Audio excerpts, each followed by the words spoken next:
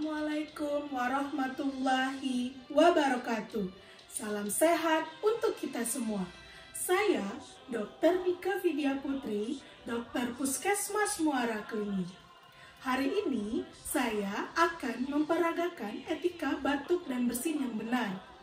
Bagaimana perasaan Anda bila ada yang batuk sembarangan di sekitar kita?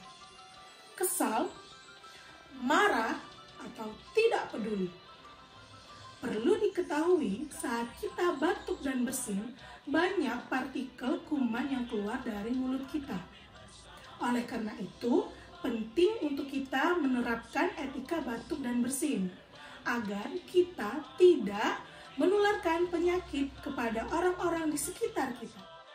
Adapun etika batuk dan bersin, yaitu pertama, saat kita akan batuk dan bersin, tutuplah hidung dan mulut menggunakan tisu. Jangan menggunakan telapak tangan. Kedua, apabila lupa membawa tisu, tutuplah hidung dan mulut menggunakan lengan baju bagian dalam. Ketiga, jika batuk terus berlanjut, gunakanlah masker. Keempat, tisu dan masker yang telah digunakan, buanglah ke tempat sampah. Kelima, setelah melakukan etika batuk dan bersin, jangan lupa mencuci tangan dengan air mengalir dan sabun, ataupun cairan berbasis alkohol. Selain melakukan etika batuk dan bersin, sebaiknya kita menggunakan masker saat akan keluar rumah. Mengapa masker itu penting? Karena masker berfungsi untuk menyaring debu dan partikel-partikel kecil di udara, serta melindungi kita dari penyakit yang ditularkan melalui udara.